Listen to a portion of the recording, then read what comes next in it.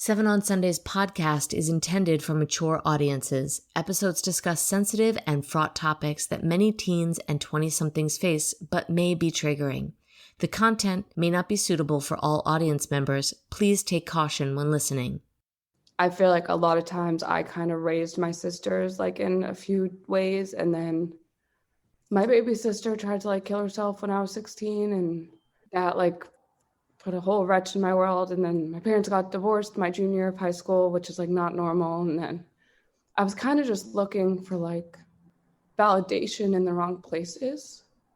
And I felt like the only places I got it sometimes was like for 10 minutes during sex with people who I didn't even care about.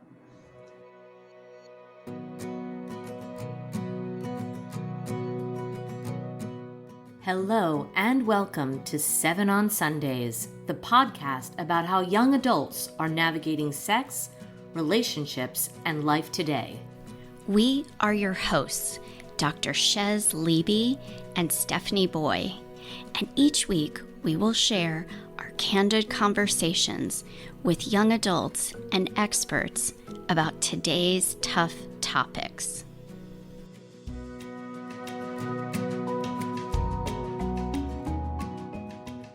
Hello, Seven on Sunday podcast listeners. Today's topic is one that is not easy to hear and sadly way too common. Our guest is anonymous Caroline. She will be sharing her story of sexual assault. And I feel really honored that Caroline felt safe enough to share her story with Dr. Chez and myself. And I also have to say, I love the protective instinct that she shares with us that she had for her little sisters, which are actually her little sisters, but also the young girls that go behind her in the college experience and hookup dating scene. Her story had a big impact on me. It will stay with me forever. And her strength and courage. You know, I work with a lot of women who have experienced sexual assault, and many of them, or I might even say most of the people I work with, don't share their stories, sometimes for many, many, many years. So I'm so grateful that she was willing to share this with us, because I do think it will help people going into college and help people understand, you know, how to kind of work through that. And where she is today is very inspiring. We want people to know, if you have experienced sexual assault and you have a story to tell, we'd love to talk with you. But unfortunately, because of the statistics, we want you to know you are not alone in this, and that breaks our hearts. But the more that we talk about it, the more that those numbers will hopefully be reduced. So thank you to Caroline for sharing her story, and we hope you guys will tune in and know you're not alone. Let's jump right in.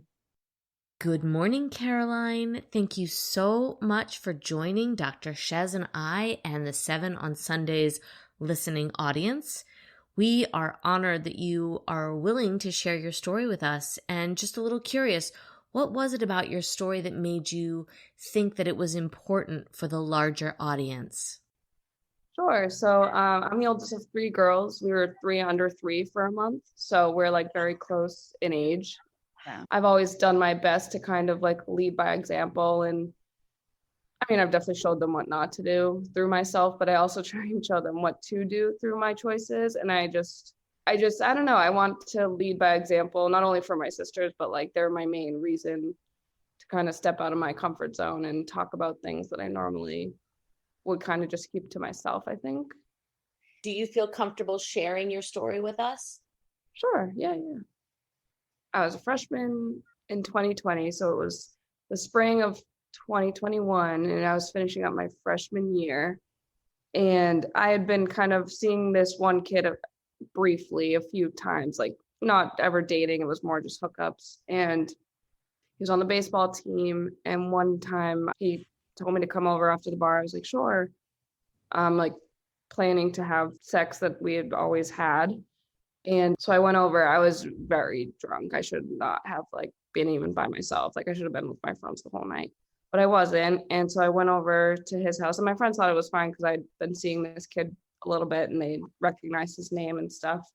And I remember getting there, and then we started having sex. The last thing I remember is he had like put his dick in anally into me. And I just remember like gasping for air and passing out. I don't remember anything else until the next day. It's okay. We can take a break if it's hard to talk. And then I was just at breakfast the next morning with all my friends, and we were just kind of recapping the night and everything. And then I just realized like it was hurting to sit and it just didn't feel normal. And then I kind of remembered right before I like gasped for air, like what happened. And then, yeah, I just like realized. And for a while I didn't really realize I had been like assaulted. But like after a little bit, I was kind of like, wait, like I didn't ask for that to happen. And I didn't like agree to that. Absolutely. So did you confront him after, or what happened like when you saw him again? Sure. So I know he gave me chlamydia and a few other girls on campus. I guess he was known to be kind of just an asshole. I had unadded him off everything and kind of just blocked him on every like social media, like on Instagram and Snapchat, which is all I had him on. And then I think I had saw him out, or I had saw him one more time and he tried to talk to me and I simply just like walked away. And then a little while later, I realized he had transferred right after that semester. So it was almost the like time to go home for summer. And then I had checked up like where he was at now and he had transferred schools. But you knew like from friends that he had done these kind of things to other friends of yours or other women? Yeah, not really friends, but like at the beginning of this past school year, 2021, 2022, the app Yik Yak came back, which is like an anonymous, like you kind of just post stupid things and people can like vote it up or down, and it's only within your area. So you can only see ones within like 3 miles of where you're at or something like that. And people had kept like posting about him and his name and like how like a bunch of people had issues from him. And then at the beach the other day, my friend had brought him up, not knowing, like a more distant friend, she had brought him up and like how he gave her friend chlamydia without even knowing that I had been like intertwined with him at all. So Wow.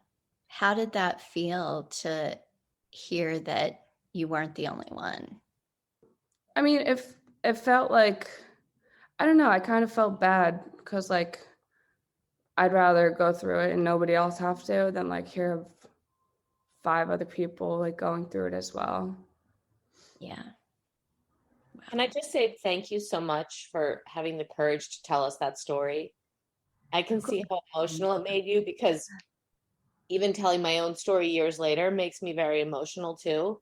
It's very hard. It's very hard to like accept those terms. I was talking to girls at the end of the semester and I was like, rape seems like such a hard word to even label on myself. Yeah, So exactly. the fact that you have to say that, it like for some reason sexual assault feels so much easier to say. No matter how you do it, you know what the truth is, and it's a very hard thing to say. So thank you for sharing that story with us. Yeah, thank you so much for being so brave with this, because emotionally it is, an assault physically, but it's an assault emotionally. And then you're trying to process something that you can't even remember. So it adds in all these layers of like, well, how did I end up here? But what happened, like what did happen, and all that stuff. And then the result that you're left with something, a disease that you've got to then handle, so there's lots of layers to healing this, and I hope that you're doing that. So we're going to ask about that later too, of what you're doing. But did you think at any point like, hey, this is assault or this is rape, should I report this? Definitely not within like the week or the month. I think the next day when I realized it, or maybe this was the fall because my friends were here over Halloween weekend. So I guess this was late fall before like Thanksgiving. And I talked to my girlfriends about it kind of the next day when we were away from everyone. And they were kind of just like, what the fuck?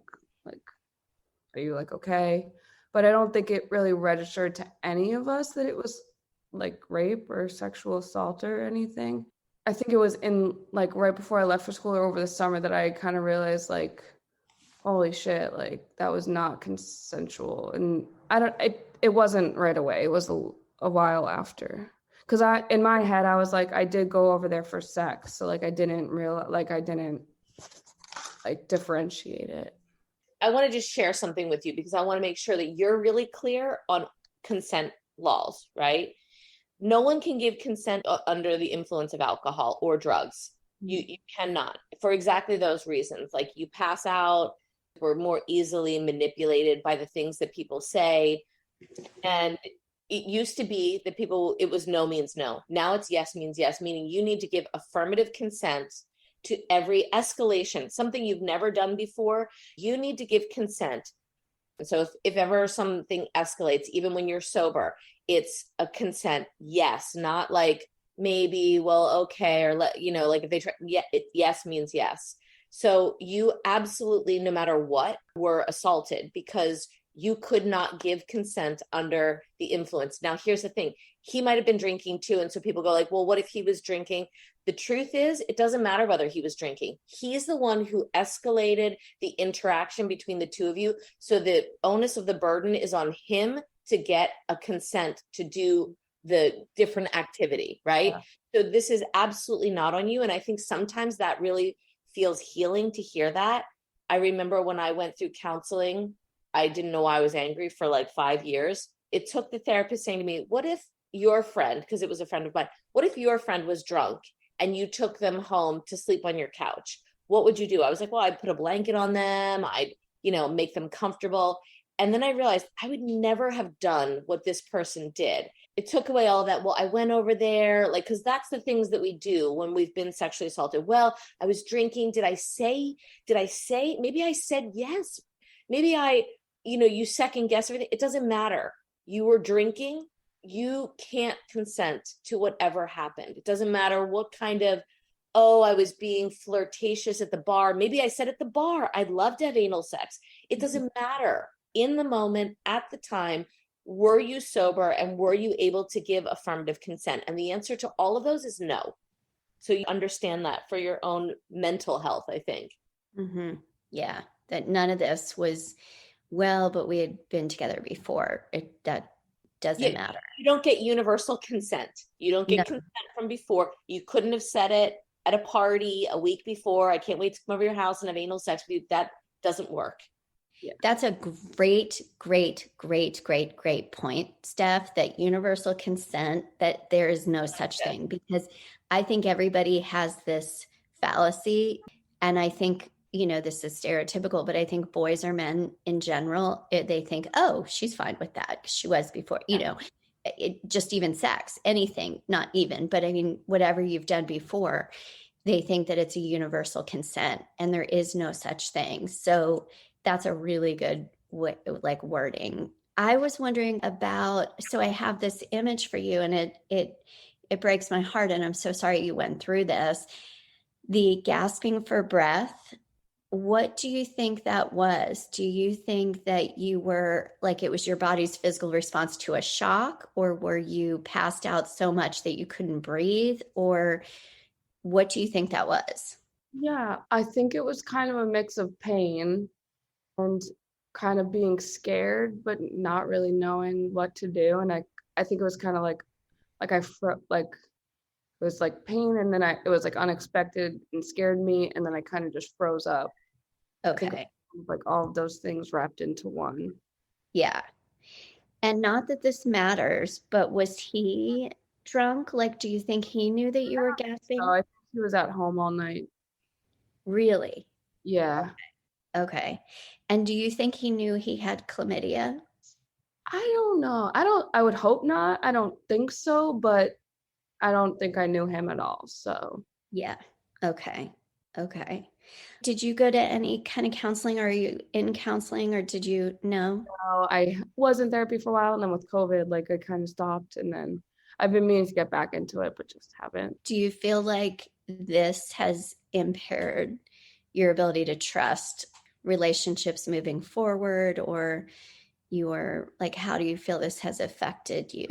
I'm now in like a very loving and like stable relationship with my boyfriend, but like for a while, like sleeping around or like trusting people who I really didn't know was like not a thing for me anymore. It wasn't like Like I found this one other guy and then I kind of like attached myself to him because I knew he wouldn't hurt me, but like I felt like safe with him. And so I didn't really like sleep with anyone else or anything. And him and I weren't dating. We never dated, but he was the only one who I would really like gravitate towards or like let myself be with because like I didn't want to put myself in that situation again of just being with someone who I didn't really know or like in a place that I trusted or something like that. Good for you. And have you told him about what happened? I did once, yeah. And he was like really upset for me and stuff. He's a firefighter. He kind of like, it's just like, well, good thing he transferred because I would probably lose my job. Yeah. Okay, that's really healing for this current relationship. I'm a relationship therapist. So the fact that you feel safe enough to even share that, like that vulnerable part of something that happened, that's really healthy. So you're doing great. You're doing really good. I would definitely encourage you to continue with counseling and maybe even seek out specific techniques or strategies, which we're going to talk a lot about on this show, for sexual assault because it brings up emotion in present time.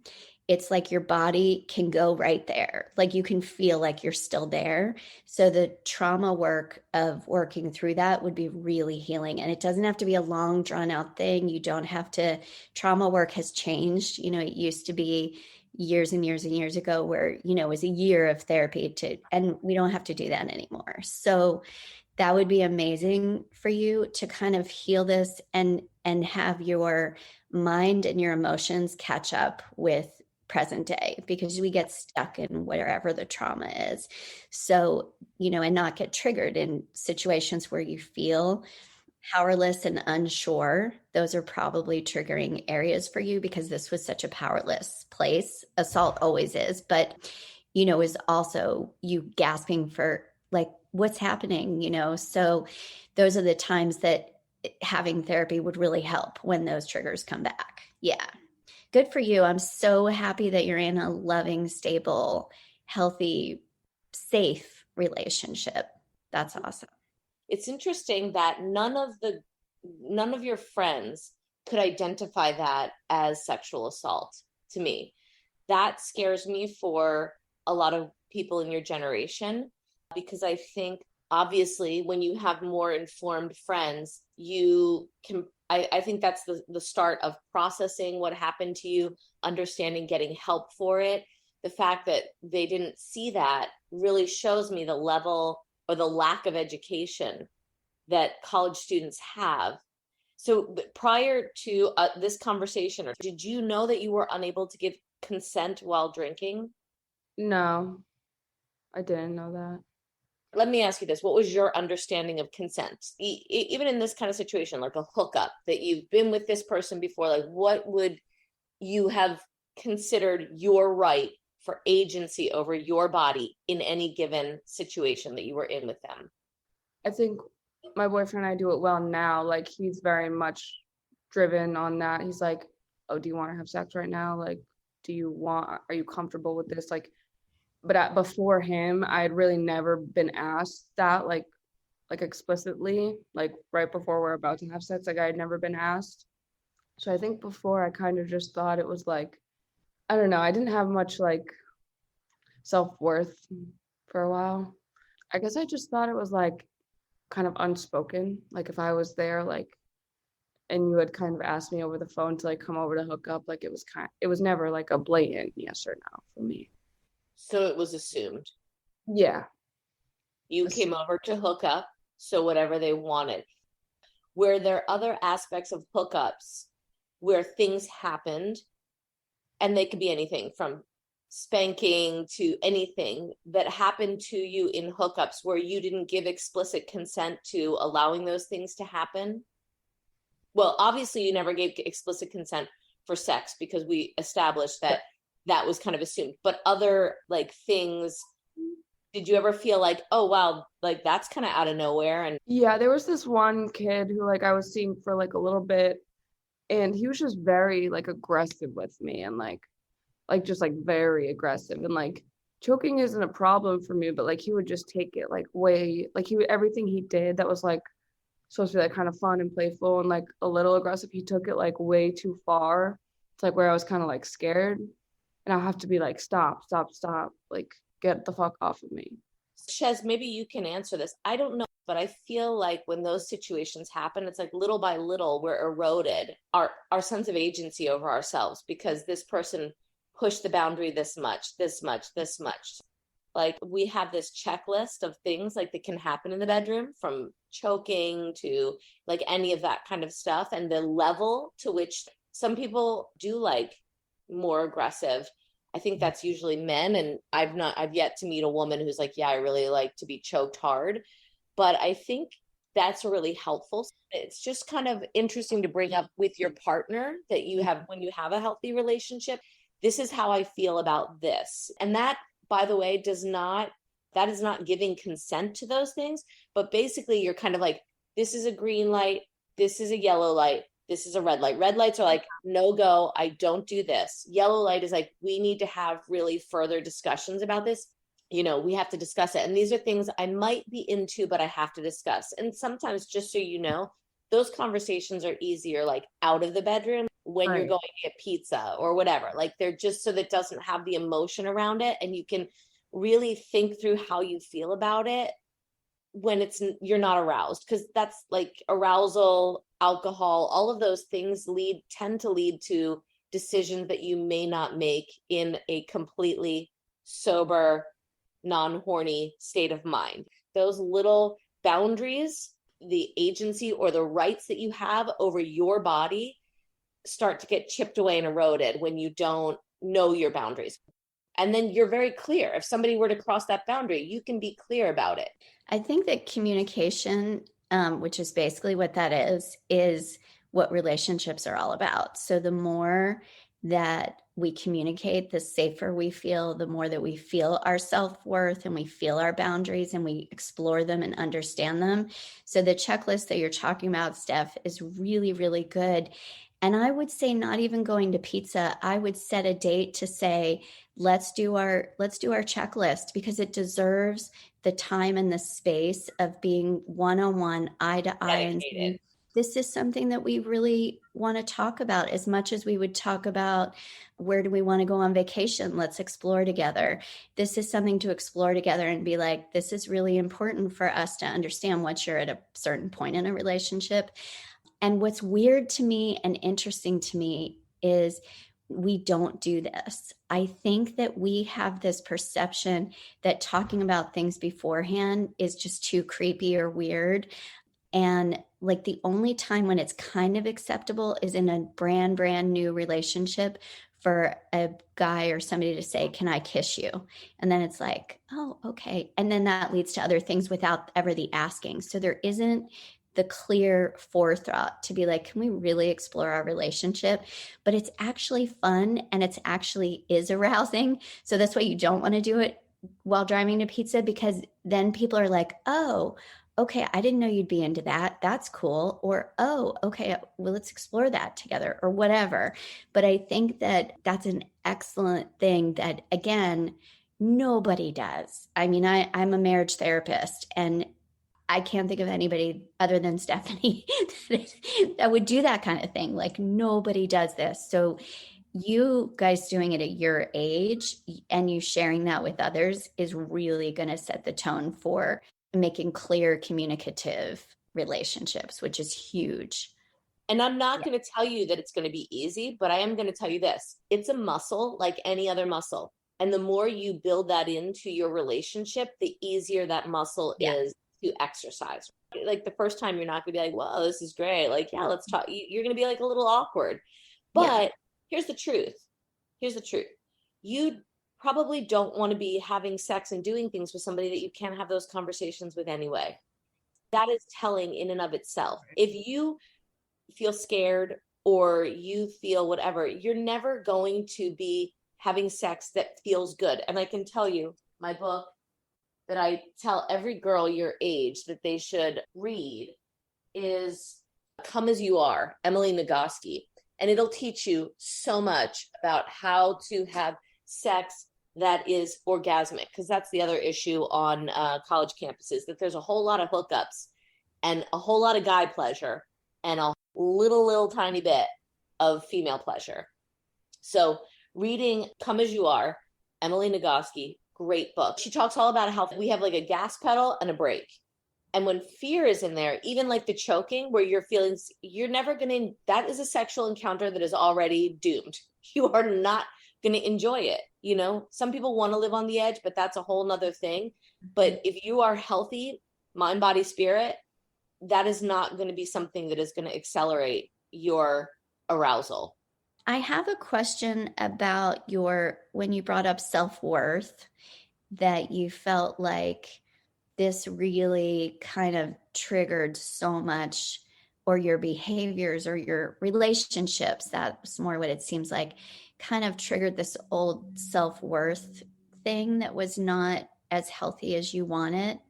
Can you tell us more about your feelings about that and where you are today with it, or what you think?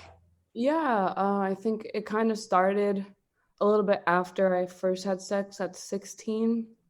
At this time, again, I'm the oldest, and like my parents are great, but they've always worked 9 to 5. My mom was working in the city, and like my dad would bring us everywhere and do his best, but he also had to work. And I feel like a lot of times I kind of raised my sisters like in a few ways, and then my baby sister tried to like kill herself when I was 16, and that like put a whole wretch in my world. And then my parents got divorced my junior year of high school, which is like not normal. And then I was kind of just looking for like validation in the wrong places. And I felt like the only places I got it sometimes was like for 10 minutes during sex with people who I didn't even care about. So that kind of continued until probably like mid freshman year of college, kind of the end of it. And then coming into sophomore year, I don't know what it was, because like I got off my antidepressants and stuff, but like, I don't know, this year I just put up with a lot less shit and like didn't put myself in as many like situations that I used to.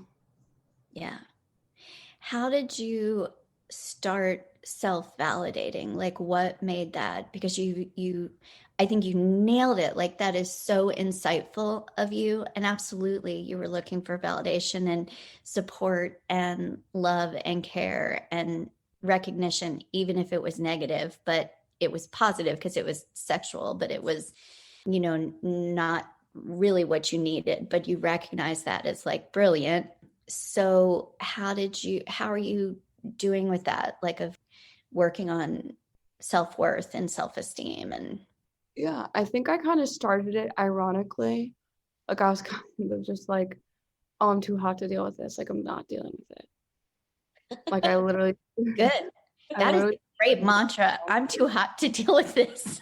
That's phenomenal. That needs to go on a big bumper sticker. I'm too hot to deal with this. Yeah. I think that should be the title of your interview is I'm too hot to deal with this. Yes. That is so good. I'm writing that down. It's kind of just like Paris Hilton, like channel her energy and just be like fake it till you make it type of thing. So that's literally what I did. Okay. Well, you're tapping into a lot of stuff, and that's a lot. Divorce is enough. You had that. Your little sister, who you love your sisters, like you are such a good older sister, and to be put in a place to be kind of parentified and have to be so responsible. And again, it's even showing up here because you're like, this is why I'm willing to be so vulnerable for my little sisters. So you were like the nicest older sister. I want you as a sister. But anyway, so being willing to do that is so nice. But I want to say, like, you also deserve being the older sister for yourself, like looking out for yourself and being the one to kind of, we have all these different parts inside us, this internal family system all in here, and you can be the one to kind of nurture yourself too and take care of yourself. And that's the person that says you're too hot to deal with this. Like, no. So I love that. So when you get those vibes of like, hey, this is a moment to be like, you're too hot to deal with this, that's when you use your tools to be like, whatever you use. And we want to know if that's like, I get out of the situation, my radar's going off, this is not feeling right, I'm worth it. Basically, too hot to deal with this is saying, I'm worth more than putting myself in this situation. And you are. And you are. Have inherent worth. All of us do. You have an inherent purpose. Rumi, let the wound be where the light enters you. So all of those wounds will be the place where you find light and you find purpose in your life. And your sisters are so lucky to have you. But it's important too that you get help also for your sister trying to hurt herself, because that is really, impacts the whole family. And then hopefully when Karen and I and Chez do the 7 on Sundays, and we have our little groups meeting at 7 on Sundays, you might want to join and find some community. I think you would be great for that, because you're very, very insightful, but also just to feel the experience of feeling nurtured for yourself. And I imagine, I'm not an older sister, I'm kind of the middle, youngest than middle, but I imagine that a lot of older sisters feel that, like it's harder to receive. It's easier for you to give, maybe. So to be able to receive in a group would be a really good practice. I feel like the oldest siblings feel like they have to hold it all together for everyone. Right. And you don't. I mean, honestly, my oldest daughter feels like I see her every time I start to panic, even if she's upset about something and then I start to get upset, she immediately changes directions and acts calm so that I don't have to feel the burden of her, because she's like, oh, mom's already worried about this one and this one. She can't worry about me. But you can't do that, because you deserve to be able to feel those feelings also.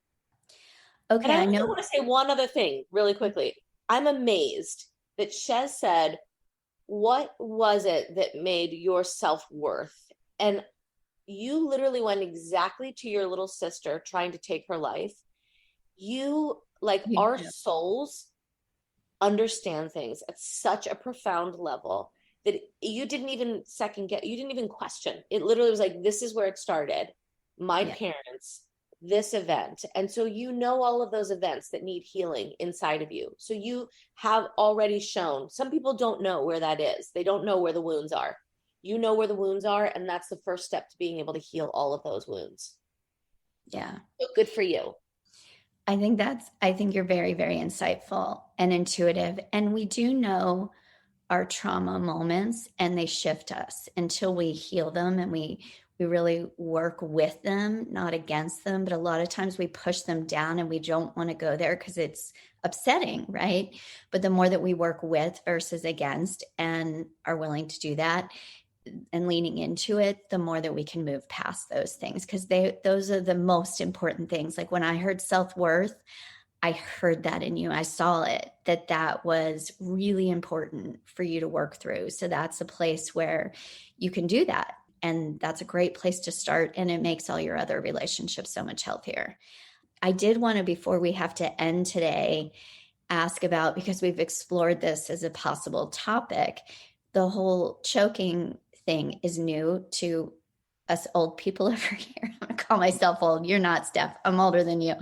I wanted to get your take on that and your understanding. And is this something new to you too? Or is this, like all of that, anything on that would be wonderful to hear your perspective. Oh, let me think. So I started having sex at 16. I'm now 20.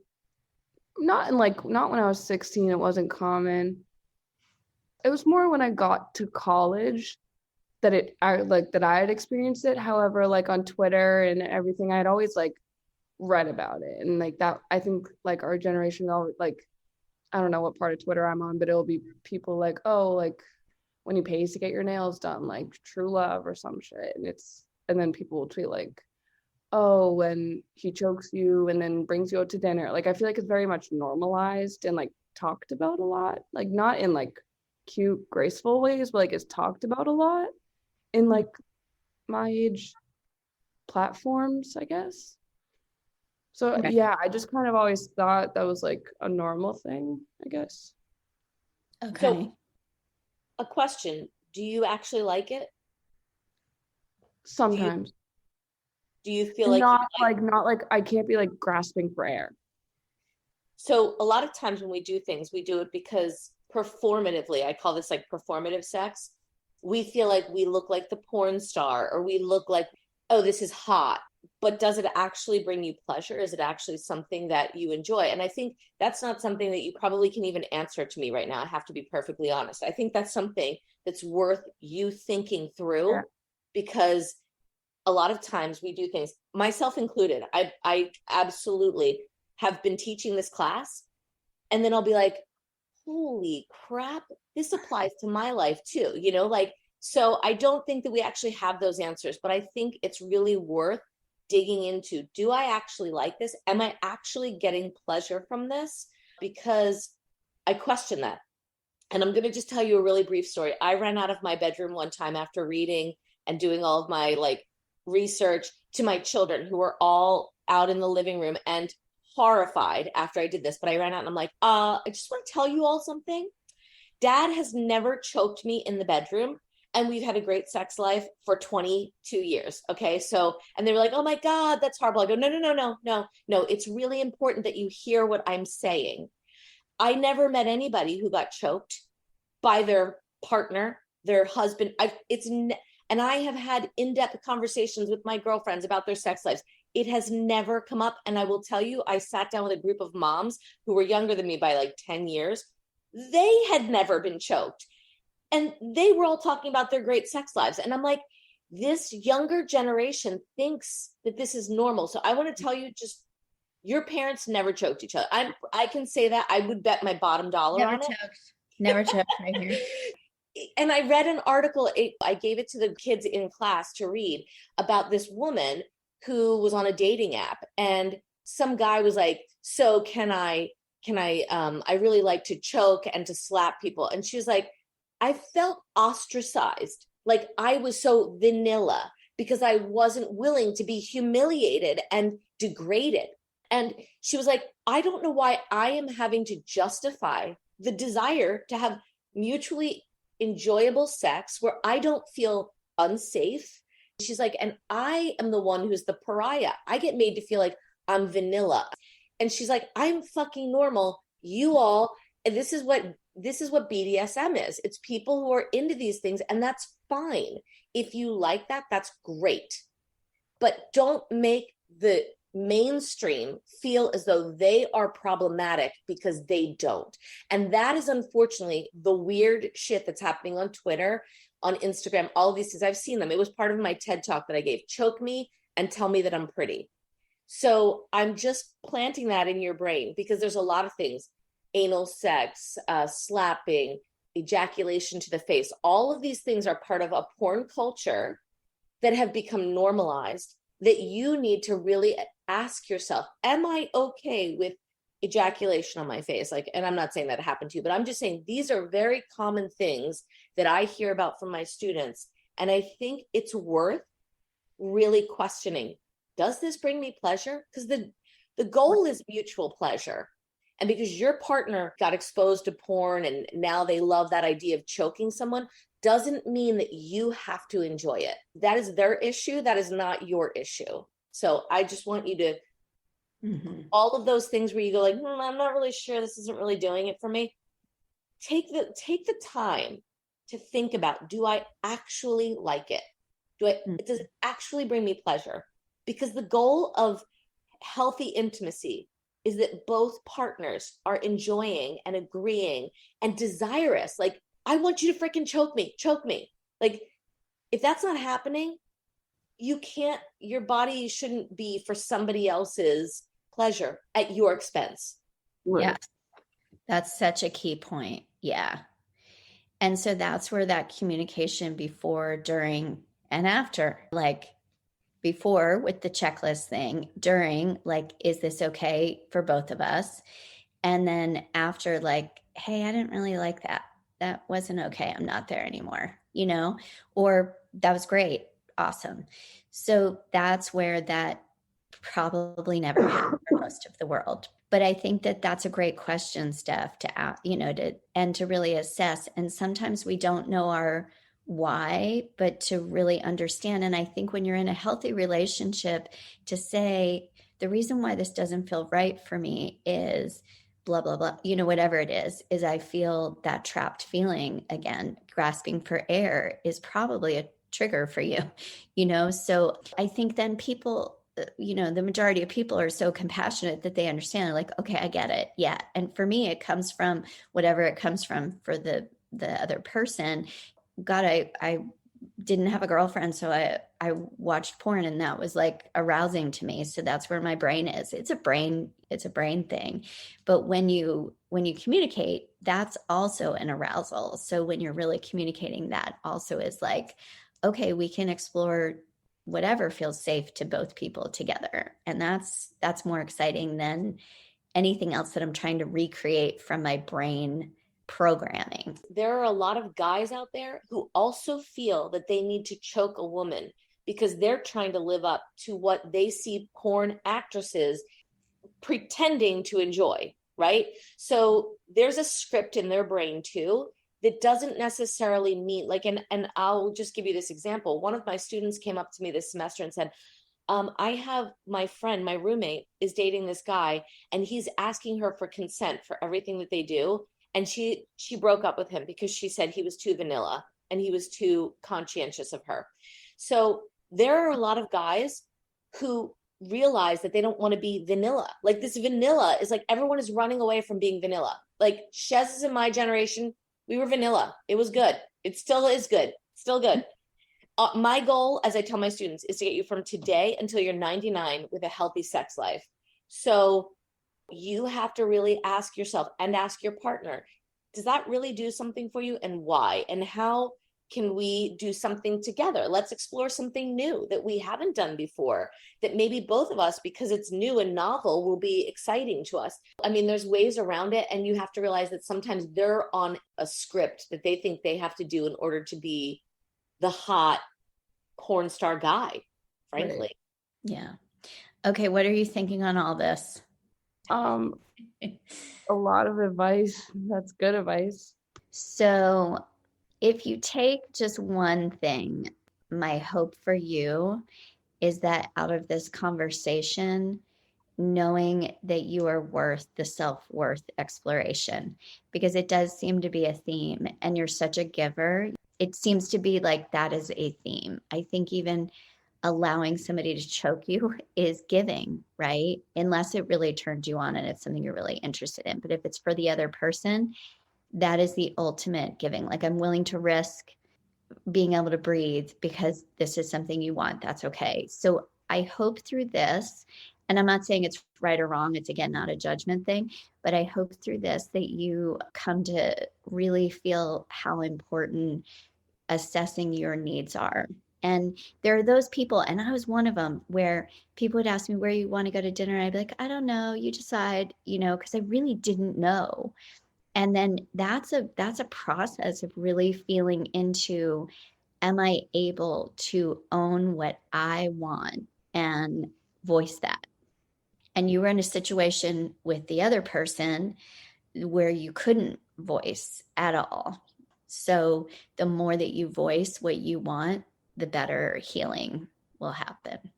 And I'm going to take this advice for myself. You're going to remind me to really own and understand how I feel and voice that. You are the best. Thank you so much for being honest.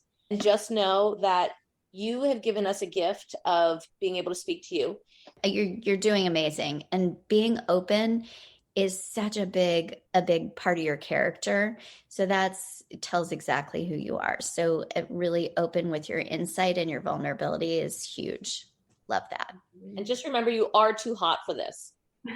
That's the best. You are way too hot for this. Yeah. I can't see myself using that because I don't think I'm too hot for this. No, but no. I If Doug asks you to do anything today, you can be like, Doug, I am too hot for this. I'm too hot for this. I'm fucking I using love that. it. It's the best line. All right. Well, thank you so much. Have a great day.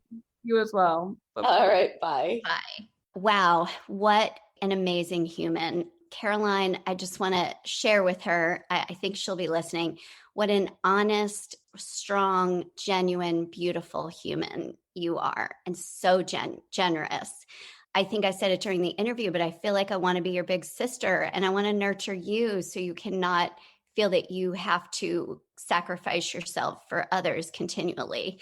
What I took away from our interview, a lot of things, of course, but the three main things were, one was that Bessel van der Kolk wrote a book called The Body Keeps the Score. It's a very, very great book. And what was fascinating to me was that her body kept the score. Even if we're passed out, even if we have a waking memory of something, it gets encoded. Trauma gets encoded in the body. And then our emotions get there. And she was emotional even though she didn't remember it because the body held it. So that's the power of what assault does to the body. It gets encoded and it stays there even if we are passed out drunk and do not remember a thing. So that was a big reminder and a big takeaway. And that is the hint that the severity of this trauma was extremely severe, and the body and her emotions showed that. The second important thing that you said, Steph, that meant a lot to me was that there is no universal consent.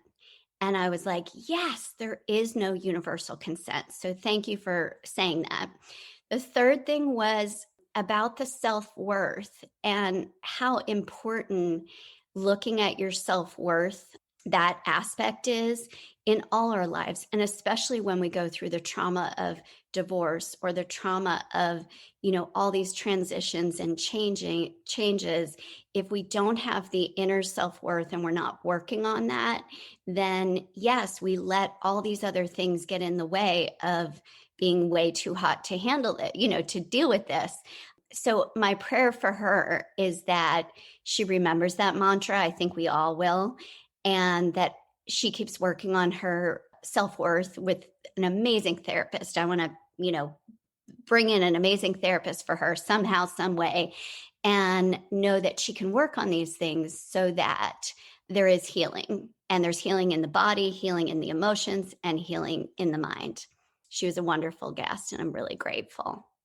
She was an amazing guest. And I'm so glad that you just brought up some of those things, especially the consent, the universal consent aspect, because that's, while I might have taken time to do several takeaways, what I know from working with young people is how important consent education is, and how even the schools that are teaching consent, that do consent education, are doing a really poor job of it. I mean, I'm grateful that they're doing it, but they're doing a really poor job of it because it's still very murky to most students. We used to say no means no. I want to explain why that doesn't work. That didn't work for rape victims back, 10, 15 years ago. They would use that argument of no means no against a rape victim and say, well, she never or he never said no. So they changed it to yes means yes, meaning that you had to actively participate in the discussion about what was happening, right? Like that was why they changed it from no means no to yes means yes. And I think that's very important. There are still a lot of kids who say no means no. In fact, my daughter this year was just taught by her sex ed teacher in freshman year of high school, no means no. Anyway, so it's very poorly taught most of the time. But I want to even say that there's a woman, Peggy Ornstein, who wrote a book, Girls and Sex. And that book, she talks about enthusiastic consent. And I teach this to my college students all the time. Yes means yes is the low bar, meaning if you get into this, like, I want to make sure there's no legal entanglement, that I'm like, oh, she said yes. You are literally asking for the low bar. Like my class is called Sexual Citizenship. I am hoping that we are all acting more than just like citizens, that we are acting ethically and morally about the sexual engagement that we have. We really have to push for something better than yes means yes. And that means when I say enthusiastic consent, every person who's engaged in a sexual act, whether that's 2 people, 4 people, 10 people, I don't care, should be like, hell yeah, I want to do that. Give me some more of that. I can't wait to get in bed with you. That's enthusiastic. And the only way that you can have enthusiastic, healthy consent is when people know all the details. You know, the other thing that Caroline said was that she got chlamydia. And this is like important to the understanding of what you're agreeing to. When you say yes means yes, I'm agreeing to having sex with a partner who has herpes. I know, and we're both taking considerations that I don't also get herpes. I am taking consideration that I have chlamydia and I need to take care of that before I have sex with more people. This is ethical. This is beyond even, enthusiastic. This goes to ethical sexual citizens, right? That's our goal. So I'm never going to give you less than an aspirational goal for your life. And so I want to say that knowing all of the details is really, really important for you to feel good about what you walk away from. There's a woman named Wendy Maltz. I love her. I love her. I love her. And she said, healthy sex means there are no negative consequences for anyone involved. It's enthusiastic. It's ethical. I would not say, I want to get a surgery and then have a plumber come and do the surgery. Yes, I'm willing to have an appendectomy because I need it. I don't want a plumber to do it. I don't know all of the details. If I don't know the details, I can't give consent. So that holds true whether I'm going in to get surgery or whether I am having sex with somebody. Really, really important. Healthy, consensual sex requires that all details are shared between all partners. You are responsible for your details and sharing that information. I'm very, very passionate about this, as you can see. Love it. I love it. And we can't consent under the influence. We cannot consent under the influence. You can't drive a car. You can't walk a straight line. You cannot consent to things that are potentially life-threatening, life-altering. When we are under the influence of drugs or alcohol, it's that simple. It really is that simple. Okay. But I want to say also that Caroline, and I did say this in the interview, her friends did not recognize this as assault. And I think it's really important to point this out because there are so many students that come up to me and say, this happened to my friend and blah, blah. And in my mind, it's very clear that it's assault because a lot of the things that I just mentioned were not met, but also you said the body keeps the score, right? I always say to my students, there is an icky feeling. Like when you hook up and you don't have that enthusiastic consent from both partners, there's this ickiness. And maybe it's something that you can't explain. Maybe it wasn't someone, had penetrative sex with you. Maybe it's that someone kissed you or groped your boobs or, touched your penis and it was not something that you wanted. And yes, that's assault, but maybe you're just left with this feeling like it's just icky and I can't explain why. And that icky feeling, that gray feeling, that like nebulous area is something that a lot of students struggle with. She knew she went over to have sex with him, the kind of sex that they had had before. What she didn't agree to was anal sex. And I think that that's really important. It always has to be discussed what's happening. No new things when you're drinking, even if you guys have this agreement that we have 2 beers, it's fine that we hook up or whatever. You can't do new things. It's just changing the whole dynamic of the hookup. And I think that's where people get messed up because they're like, I went over there to have sex. We had sex before, but this happened. And that is very common. I want to say that to Caroline. I want to say that to all young men and young women and older people who are having sex, that if you have that icky feeling, it's because something wasn't right. But it's really important that we work on consent issues. And I do think that that leads to, again, the checklist. And why the checklist is important is because we all have different ideas. We've been with different partners. Some of us have watched pornography. Some of us haven't. There are things that might be sprung on you because to one partner, it seems like, oh yeah, of course we do this. To the other partner, this is completely new. So the list is going to seem really maybe somewhat ridiculous in some ways. Like, do I care about someone touching my back or seeing me when the lights are on? You might be like, oh, that's totally normal. But to someone else, that is a trigger. And so all of those little things are things that either we're making ourselves aware of. It's okay for me to have an issue with this or for me to not like this. I have agency over this body. but also realizing that our partner may have issues with these things as well. And that's why they're important to talk about and to think about, because we don't know everything our partner, got from their lifetime. They may have a foot fetish, who knows?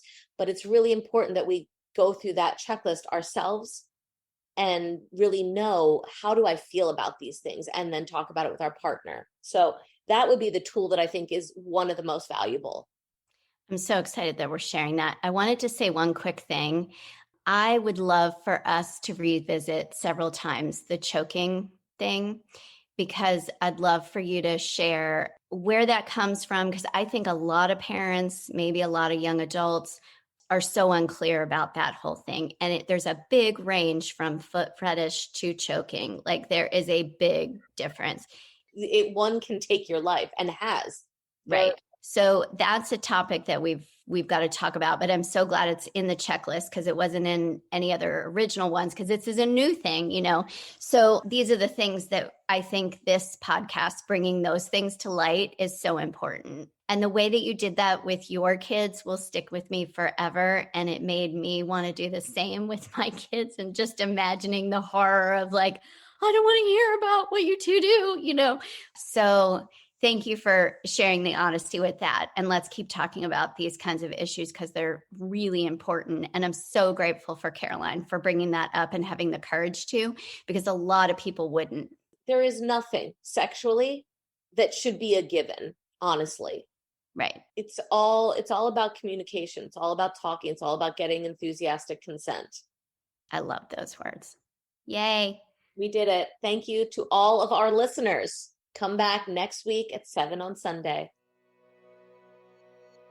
Thank you for joining us for this episode of 7 on Sundays. The 7 on Sundays podcast represents the opinions of Dr. Chez Leeby and Stephanie Boye based on our experience. It also shares the stories, behaviors, and opinions of our guests that we do not necessarily condone or view as healthy. 7 on Sundays is an open forum to discuss what is happening with our listening audience. Some names and details of our guest stories have been changed to protect their anonymity. This podcast is not a substitute for mental health treatment. If you are in crisis and in need of mental health support, please call 988, the Suicide and Crisis Lifeline. It is free and confidential. Join the conversation and connect with us through our website, 7onsundays.com. That's the number 7 on Sundays.com. We encourage everyone to do their own research. Thank you, and be well.